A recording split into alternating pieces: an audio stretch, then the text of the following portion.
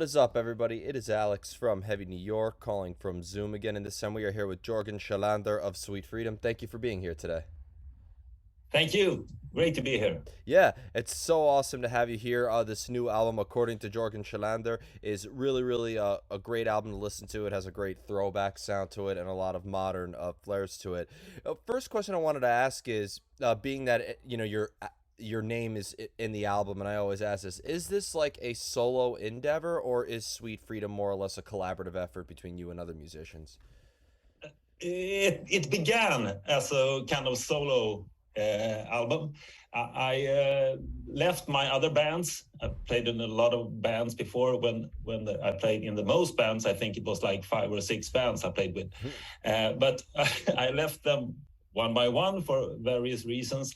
And then I thought, I want to make an album of my own now. Now's the time. You say that you should write a book in your lifetime, but that's not for me. I do my own album, I thought. So I began writing stuff, and I thought also I should write all the songs, I should write all the lyrics, I shall produce it. This time I'm going to do it my way. Yeah. That was my aim. Yeah. And the thing developed, and as we began recording the album, when we were in western parts of Sweden to record the Sweet Freedom album, we became a band. So it was just by accident. Yeah, because we enjoyed it. We thought this is good. We like to play with each other. We should do it more. So actually, when we have now begin to writing new songs, we write them together. But it began as a solo album, and I wanted to stay true to my original plan. Yeah. So it's Sweet Freedom. That's my freedom. Sweet Freedom, according to Jorgen Schelander. Yeah. And and that's the meaning of the band name, obviously. Sweet Freedom. After working with a bunch of other projects, this is the more creative independence that you have on here. Yeah, I wanted to do it the way with all the goods and all the bads. Let's do it my way this time. Awesome. Now, I know it's kind of a cliche question to ask this with every artist, but what are your influences in a way? But when I listen to a song such as "The River of Silver" and moving forward, I see a lot of different inspirations behind it, from Billy Joel to power metal. Like, I see all spectrums behind it. So in terms of like your sources of influences, did you have like references that you were looking at with the making of this? Of this song, or yeah, of the whole album? Oh, the whole album. Yeah, I got my influences. I can't deny them. Actually, I used to call The River of Silver and Gold, I call it Billy Joel Goes Heavy Metal. But I think it comes from the musical Jesus Christ Superstar. If you have heard of that one. Yeah, that musical has kind of followed me all my life since I was in my 20s. I played it a few times, and I like the music very much, especially with Ian Gillan on vocals. And in my previous band, Astrakhan, I don't know if you have heard about them. We made in 2018 we made a tour with the whole musical, but with the rock band. So it wasn't my intention when I wrote it, but it became like a Jesus Christ Superstar musical hard rock thing. Well, that was my analysis of Sweet Freedom. Actually, was like, wow, this could be like a Broadway musical. Like this is like a very it should be. It has like that sort of vibe behind it. Whether it is like a melancholy song or a very triumphant song, there is a vibe that theater has, and I feel like that this sort of has that in a way. Okay, great to hear. It's not like a concept album. It's not that, but I think, and it's made that way that you should listen to it from start to end. Okay, well, when I was young, you had all the vinyls, and you got the vinyl, you put it on, and you sat with the envelope, or what is called in English, you know, you can read all the lyrics as you go. Yeah. And I want this album to be just like that. Yeah, well, like I thought that when you go from the River of Silver and ending with Rest in Peace, it almost seems like musically it's meant to kind of be that way. There's some songs where they stop very short and you can listen to it on shuffle and kind of make it your own, but I think every song kind of leads into another. That was always the intention with the making of this, right? This wasn't just like a happy accident. No. So Rest in Peace was, it has to be the last song.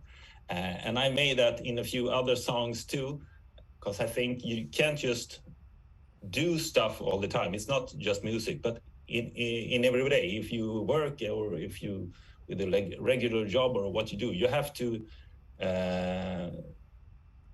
stand up and relax and reflect on what you have done. And I wanted to do that in the songs too and in the music. So Rest in Peace is like that. That's why it has this kind of long outro. Yeah. So you can, if you have listened to the record from start to end, you can relax and reflect on what you have heard. Yeah. Being that this started as a solo endeavor, but now that you have a band to support you, do you think, is this going to be a sound that is this going to be like the direction that Sweet Freedom is going to go in the future, or is having a band going to bring in new tricks to the table? You sound-wise or anything, sound-wise, musically, anything? I think both musically we're gonna be more like a live rock thing, because when you sit at home you compose all the music or the lyrics, and I didn't have anyone from outside that I could discuss things that I could try ideas on. I didn't have anyone, and I wanted it to be that way. But it's different when you compose music like that, and if you compose music in like a studio or the rehearsal room, when you get from the start, you get what the other people think of the music. And also they write more on guitar than I do, even though I play a bit of guitar and some of the songs are written on guitar, but it's another feeling. Well, and hopefully we have done some gigs and some tours when we actually get ready for the next album. And I think it's going to be a more live album, even more live than this one. So I need to ask you this too, because you know, obviously it felt very cathartic with the making of this, going from, you know, being in a band and engaging in the solo aspect. But you got to admit, was there a little bit more pressure on you this time, because you didn't have a bass player to blame this time? No, I didn't. I only had myself. Yeah. But I had a few years or a few months, or it was years actually, because when I was almost ready, I think I was half ready with all the songs, then the pandemic came. And even though I was on my own, so it wasn't like that, but everything took more time with the pandemic. Everything took more time. So no, I haven't got anyone to blame, but that's exciting too. Yeah. Yeah, because like you know, isolation is such a great fuel for creativity in a way as well. So I'd imagine that like you know, you started the isolation process even before the pandemic. The making of this album was preparing you for that. Yeah, and I had like 5 or 6 months, like when I decided, okay, this is what I'm going to do. And then I think it was August or September of 2019. And in 2020, the pandemic hit us in Sweden with all the restrictions and so on. Yeah. And that was actually a funny thing. When we recorded the gospel choir for the River of Silver and Gold, it was during the pandemic, and we had the restrictions that we can't be that many people in the same room at the same time. So we had to try and do some magic then, because we couldn't have the whole gospel choir in the studio. That wasn't possible, and no one wanted it. they wouldn't stand so close together, all the restriction and the pandemic. So we actually had to record them not separate person by person, but in smaller groups. And I have the girls who had arranged a gospel choir. I have pictures of them when they were wearing a mask, and they sing behind the mask and they're waving like this to conduct the choir. It looks so funny with the mask on. That sounds so like creepy. That sounds Orwellian. That sounds like a Twilight Zone sort of thing. And I thought that River of Silver and Gold was a very optimistic song, but you're giving it a whole darker aura. It is a very optimistic song, but we had to do it. And we actually, it was very funny, just because we had to do this in a very weird way.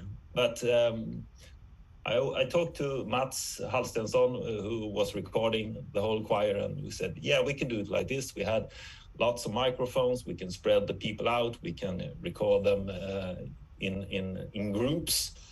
Maybe we need to do a few more overdubs, but it's going to work. And I trusted him, and I think it did. I do think you have your own Bohemian Rhapsody waiting for you. Yeah. And you mentioned, but it is a positive song. Yeah, definitely. Yeah. And you mentioned being that you were working on this in 2019, and now the album is going to finally be seeing the light of day. Is what we're hearing on the album how these songs were originally structured, or did the songs change a lot between 2019 to now? No, I don't think so. I think we stayed pretty true to the demos I made. And that was also when we started to rehearse for the recording. I told the guys that maybe I want you to do this my way this time. You can make suggestions, and you can make, of course, the guitar solos and so on. You can do like you want to, but I want just to stay true to the demos. This time it has to be like me. It has to be me this time. Yeah, and when it came to the lyrics that were incorporated, you mentioned that this isn't a concept album, but was there ever a time where lyrical ideas influenced the music, or do you prefer to have a whole song or music written before any lyrics are involved? I like to do them at the same time. So the lyrics can make way for the music. Which direction is the music going to take? But it's different. Sometimes it gets like that, and sometimes I have the music ready, and then let's do the lyrics. Yeah. And I actually did a few times, because I heard about this Irish group, and they came to the studio when they were they were doing like Irish folk music, and they didn't have any lyrics when they got to the studio. They just go there and they recorded the music, and then they went to the pub. And then the next day they had the lyrics, because they were writing them on the pub, watching people. Oh, okay, what happened? Okay, we get another round of beer now. That can be a verse. I love those stories. And I tried my way of that. So I took the computer with me and went to a cafe in Stockholm, and I sat there, and maybe it's not about sitting in a cafe, but I can, it's easier if you see something to get the words. I couldn't agree more. English isn't my first language, so it's easier than sitting at home in my room, staring at the same walls and trying to be creative in lyrics. I think it's easier. Yeah, and people watching is such like people have said that people watching is sometimes very creepy, but people watching is actually like when you open your eyes and look out into the world around you, there's so much inspiration in front of you. I feel like people look at their phones so much now. I don't think people realize that just by looking out into the world for even 5 minutes, you could be hit with so much inspiration. Yeah, I think so too. Even though you're not writing specifically about what you see, but you get inspired to get the verses or the choruses done or whatever. Human interaction goes a long way with everything. Yeah. So before we go, I want to thank you so much for your time today and for such a great conversation. Yeah. Looking forward to the rest of the world hearing Sweet Freedom. This is a phenomenal album. I think it goes through all different times in space and different generations as well. Is there just anything else that you would like to promote for the release of According to Jorgen Schelander? This is a very, very special album to me, and I hope it will be special to your listeners too. So give it a listen. Yeah. Awesome. That's all I ask of you. Thank you so much, everybody. Welcome to Sweden. Oh, yep. When the time comes. Yep. I'll see you at the end of the month. Everybody. Yeah. We are here with Jorgen Schelander of Sweet Freedom, According to Jorgen Schelander, coming out very, very soon. This is Alex from Heavy New York. We will see you next time.